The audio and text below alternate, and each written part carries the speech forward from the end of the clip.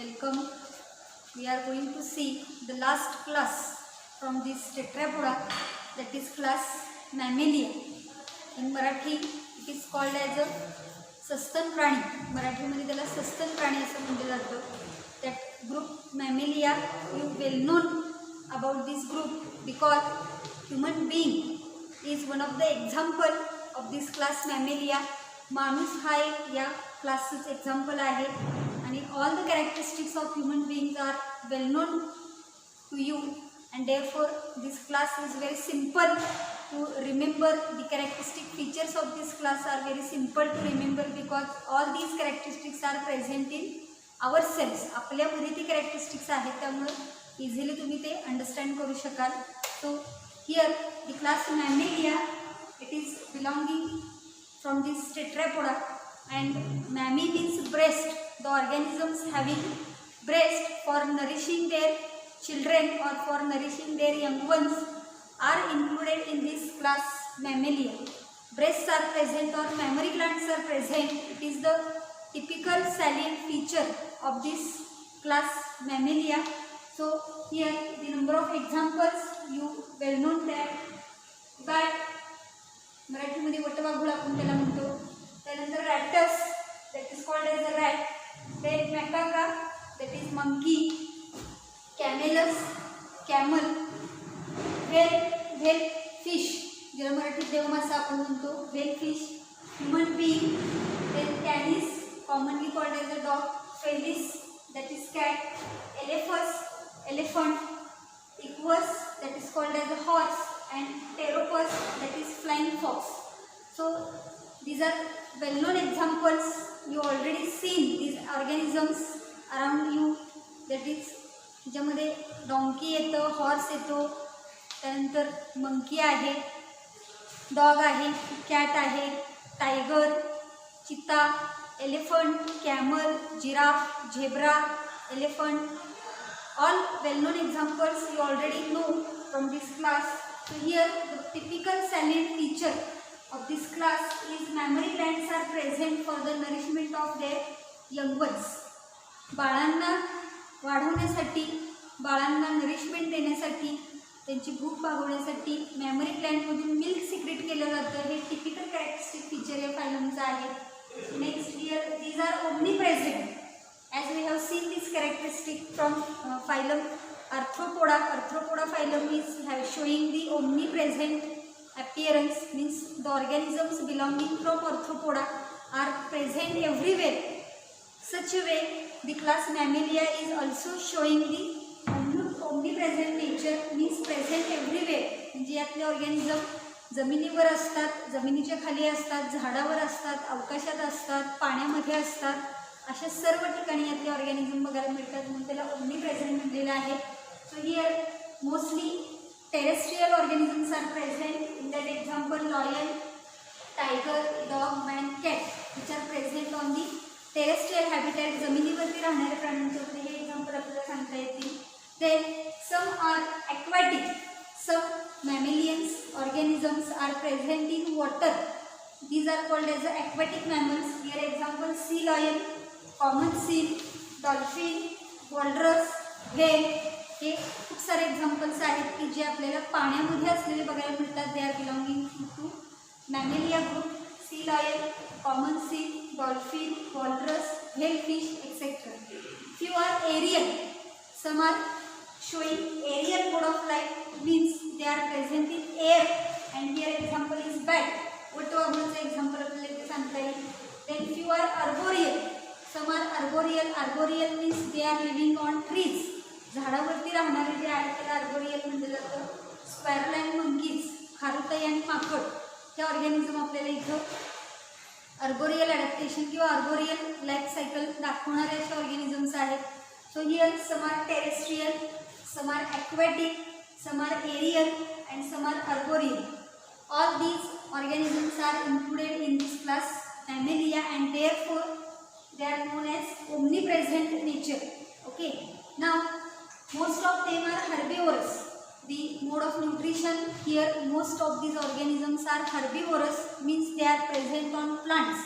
They are dependent or they are feeding on plants.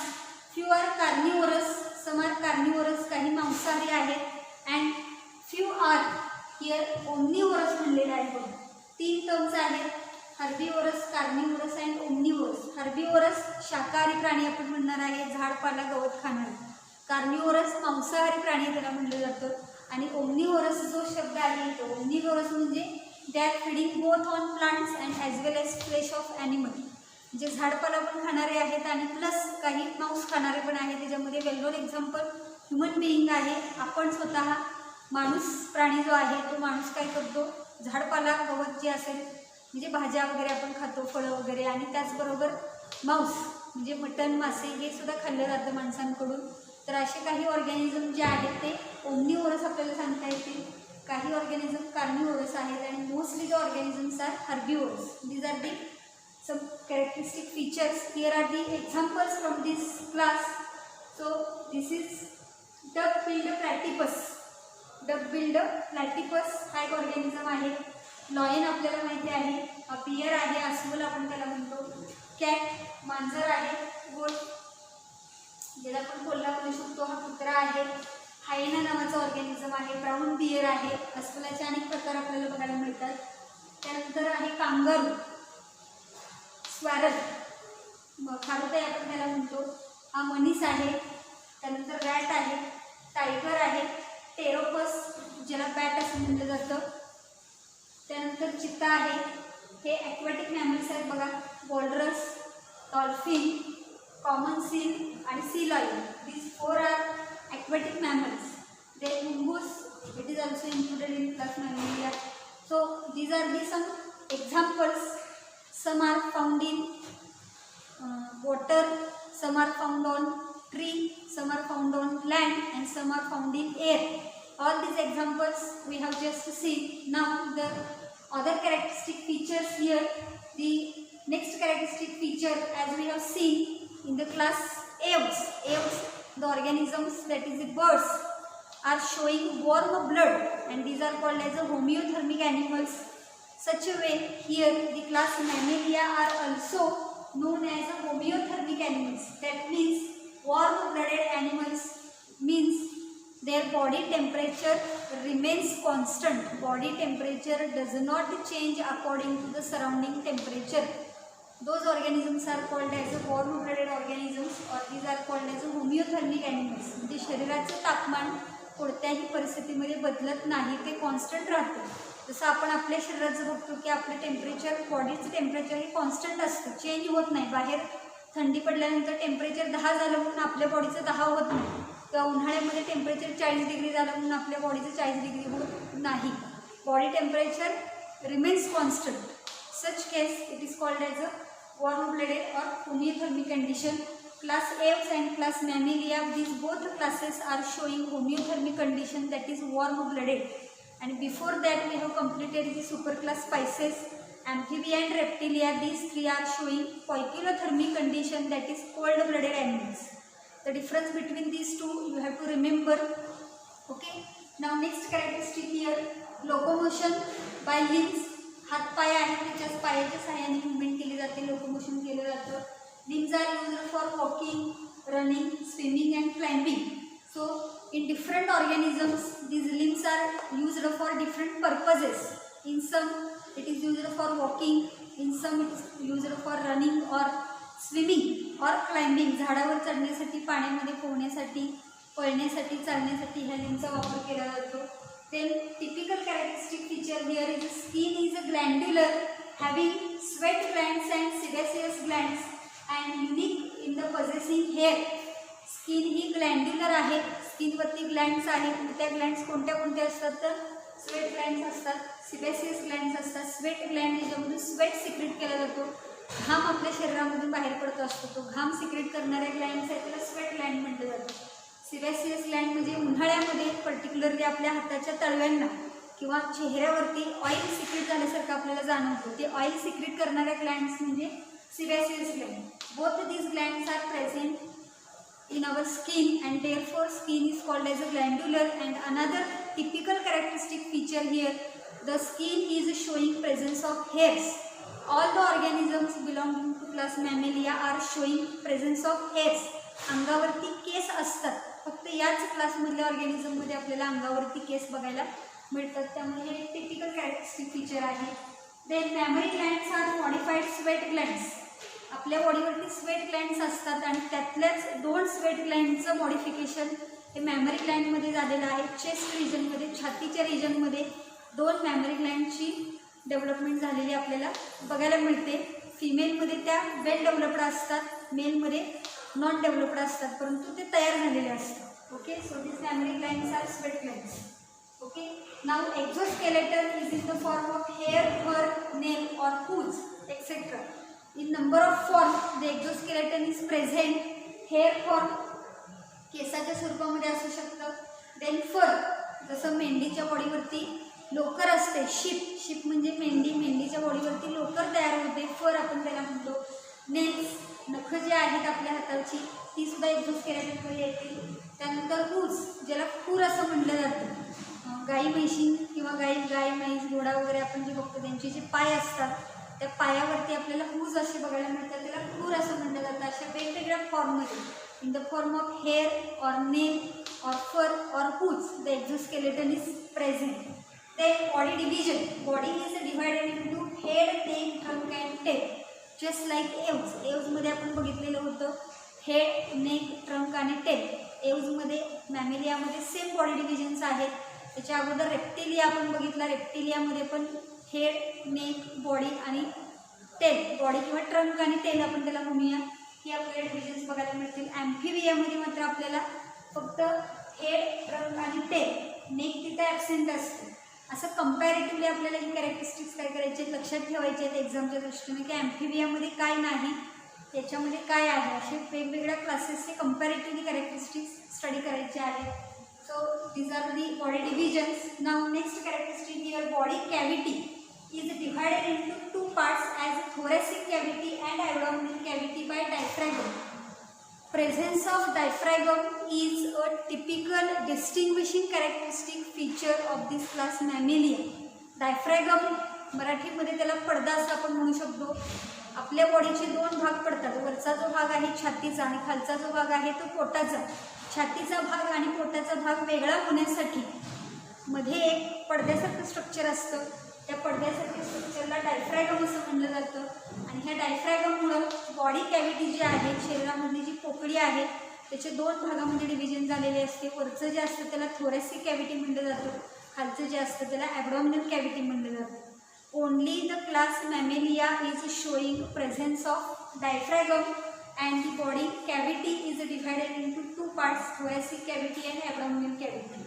This is also important characteristic feature of this class Mammalia.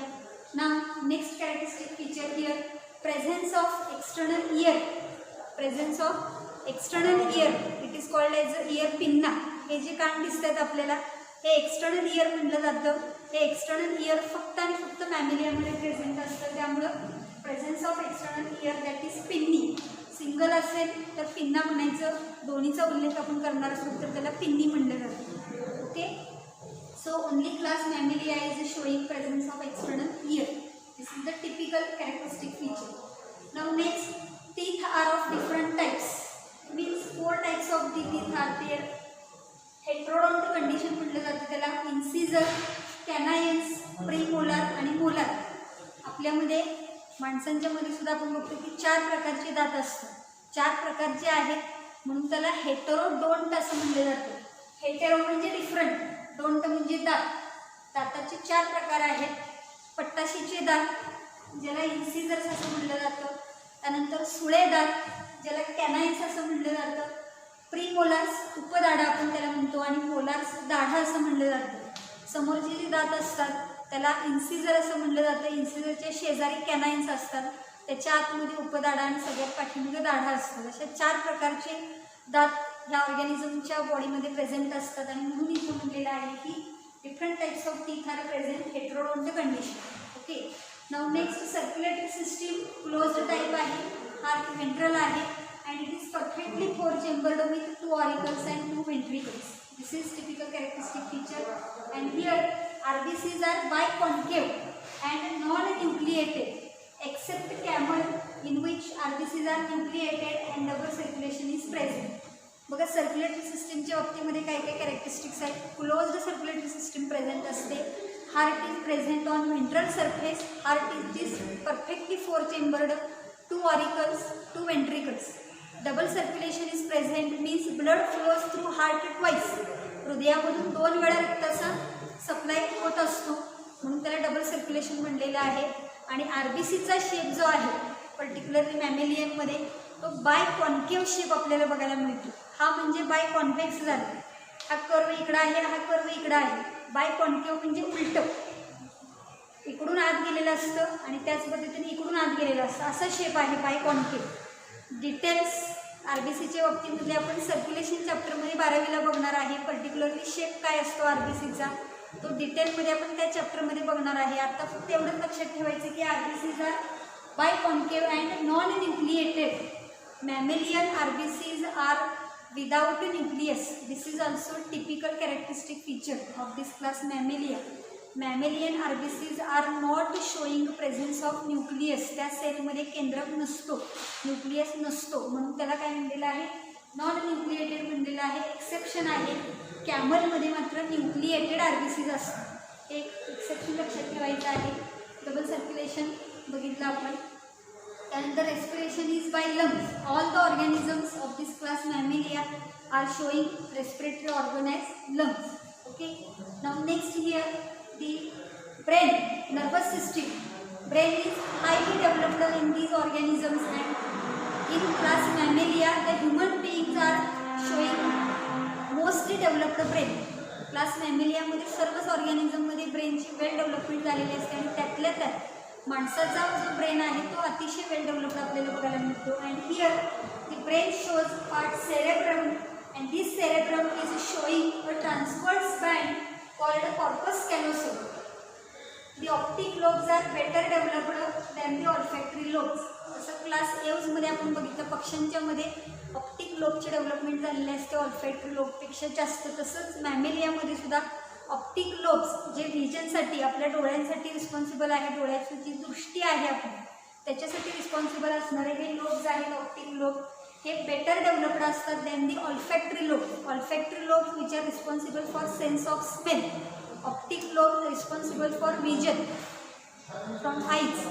तर इथं optic लोबची development जास्त प्रमाणामध्ये झालेली असते, ऑल्फॅक्टरीची थोडी कमी प्रमाणामध्ये असते. आणि सेरेब्रम, सेरेब्रम म्हणजे हा ब्रेनचा समोरचा पार्ट असतो आपल्या आतला. ह्या सेरेब्रमच्या 2 भाग असतात, इकडचा एक भाग आणि इकडचा एक भाग. आणि ह्या सेरेब्रमचे 2 पार्ट एकमेकांना जोडण्यासाठी एक ट्रान्सवर्स बँड तिथं असतो. त्या ट्रान्सवर्स बँडला कॉर्पस कॅलोसम असं म्हटलं जातं. आत्ता फक्त एवढंच लक्षात ठेवा, आपल्या ब्रेनचा हा समोरचा पार्ट असतो त्याला सेरेब्रम म्हटलं जातं. आणि ह्या सेरेब्रममध्ये राईट आणि लेफ्ट असे 2 भाग असतात सेरेब्रमचे. आणि हे दोन्ही एकमेकाला जोडण्यासाठी तिथं नर्व फायबरपासूनच एक बँड तयार झालेला असतो, आडवा असा ट्रान्सवर्स बँड त्याला म्हणलेला आहे corpus callosum. Detail structure with diagram आपण 12च्या चॅप्टरमध्ये बघणार आहे, कंट्रोल अँड कोऑर्डिनेशन. त्यामुळे आत्ता याची आपण डायग्रॅमॅटिक माहिती घेणार नाही.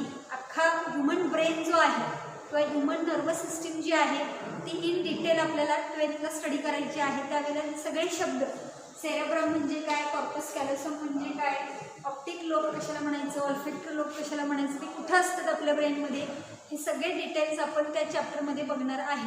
त्यामुळे आत्ता फक्त हा इंट्रोडक्टरी पार्ट आहे. मॅमेलियाचं कॅरेक्टरिस्टिक म्हणून फक्त आपल्याला लक्षात ठेवायचं की brain is highly developed, cerebrum is showing transverse band that is called as a corpus callosum and optic lobes are well developed than the olfactory lobes. हे टिपिकल कॅरेक्टरिस्टिक फीचर लक्षात ठेवायचं आहे. Then sexes are separate showing sexual dimorphism. Male female वेगळे असतात, prominent sexual dimorphism आपल्याला तिथं बघायला मिळतं. And fertilisation is internal. All the organisms are showing fertilisation internal. Next characteristic here, these are mostly placental.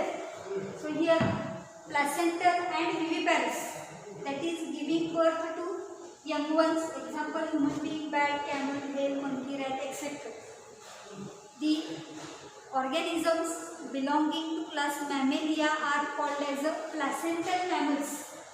Why these are called as a placental mammals? during embryonic development the placenta is formed. Embryonic development म्हणजे गर्भाशयामध्ये गर्भ वाढत असतो, गर्भामध्ये बाळाची वाढ होत असते. कुठलाही ॲनिमल असू दे, त्या ॲनिमलचं ज्या वेळेला पिलू वाढत असतं त्या गर्भाशयामध्ये, त्यावेळेला तिथं प्लासेंटा नावाचा एक ऑर्गन तयार होतो. टेम्पररी ऑर्गन असतो, फक्त प्रेग्नन्सीच्या पिरियडमध्ये तो तयार होतो, नंतर तो शरीराच्या बाहेर टाकला जातो फिमेल बॉडीमधून. तर प्लासेंटा आहे म्हणून त्याला काय म्हटलं जातं, प्लासेंटल असं म्हटलं जातं. तर हा प्लासेंटा काय आहे, त्याचं काय स्ट्रक्चर आहे हे सुद्धा आपण 12वीच्या ह्युमन रिप्रोडक्शन चॅप्टरमध्ये बघणार आहे. त्यामुळे आत्ता मी त्याची जास्त माहिती तुम्हाला सांगणार नाही.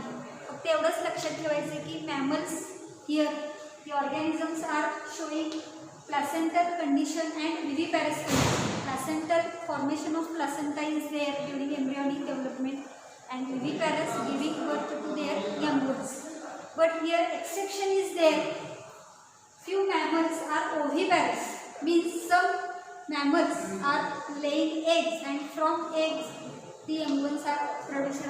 Here egg laying mammal example is Ornithorhynchus. Ornithorhynchus, that is duck-billed platypus. हे एक्झाम्पल इथे लक्षात ठेवायचं आहे. डक-बिल्ड प्लॅटिपस मगाशी आपण त्याचं चित्र बघितलेलं होतं. त्याची चोच जी आहे, तोंड जे आहे ना ते बदकाच्या चोचीसारखं असतं म्हणून त्याला डक-बिल्ड प्लॅटिपस असं म्हणलेलं आहे. सो एग लेईंग मॅमल म्हणून आपल्याला हे एक्झाम्पल लक्षात ठेवायचं आहे. ऑर्निथोरिंकस किंवा त्याला डक-बिल्ड प्लॅटिपस म्हणलेलं आहे. Okay. And next characteristic, some are having pouches for development of immature young ones and these are called as a marsupials. Example, kangaroo.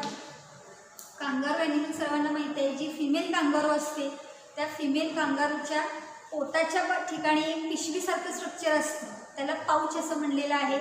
Immature यंगवन जे आहे म्हणजे जन्माला आल्यानंतर ते जे बाळ असतं त्या कांगारूचं ते इमॅच्युअर असतं आणि त्यामुळे त्याची डेव्हलपमेंट होण्यासाठी त्या कांगारूच्या फिमेल कांगारू जो आहे त्या फिमेल कांगारूच्या पोटाच्या तिथे एक पिशवीसारखं स्ट्रक्चर असतं, पाऊच असतं.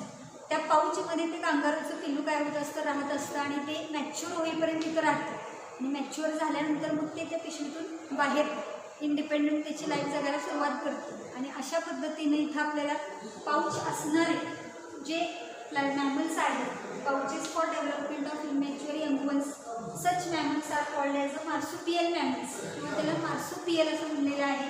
त्यामुळे एक्झाम्पल इथं कांगारू असं लक्षात घ्यायचं आहे. So these are the typical characteristic features of this class Mammalia. We have completed our first chapter, that is Kingdom Animalia, with this last point, class Mammalia. यामध्ये महत्त्वाची कॅरेक्टरिस्टिक जे आहे ते आपण टिपिकल बघितलेले आहेत, अंडरलाईन केलेले की जसं मार्सुपियल मॅमल कांगारू लक्षात ठेवायचं आहे, egg laying mammal duck billed platypus लक्षात ठेवायचं आहे. त्याचबरोबर nucleated RBCs in camel, but all mammals are non nucleated. आरबीसीचा शेप आहे बाय क्वांटिटी तो लक्षात ठेवायचा आहे. Presence of external ear pinna ते लक्षात ठेवायचं आहे. हार्ट कम्प्लिटली 4 चेंबर्ड आहे, डबल सर्क्युलेशन प्रेझेंट आहे हे लक्षात ठेवायचं आहे. त्यानंतर प्रेझेन्स ऑफ डायफ्रॅगम हे टिपिकल कॅरेक्टरिस्टिक फीचर्स आहेत. Memory glands, modified sweat glands आहेत, हेअर्स प्रेझेंट असतात बॉडीवरती, 2 प्रकारच्या ग्लँड्स आहेत आणि वॉर्म ब्लडेड आहेत, होमिओथर्मिक आहेत. हे एक्झाम्पल्स लक्षात ठेवायचे आहेत. So here this is pouch. इथं पाऊच असतं बघा कांगारू. कांगारूला काय म्हटलं जातं, मार्सुपियल मॅमल म्हटलं जातं कारण इमॅच्युअर होण्यासाठी इथं पाऊच असतं म्हणून त्याला म्हणलेलं आहे. आपण डक-बिल्ड प्लॅटिपस एक एक्झाम्पल बघितलं, हा डक-बिल्ड प्लॅटिपस आहे. त्याची तोंड बघितलं तर हे बदकाच्या चोचीसारखं आहे म्हणून त्याला डक-बिल्ड प्लॅटिपस असं म्हटलं जातं. ओके. तर I hope you understand the all the characteristics of this class Mammalia and the all points related to this chapter Kingdom Animalia.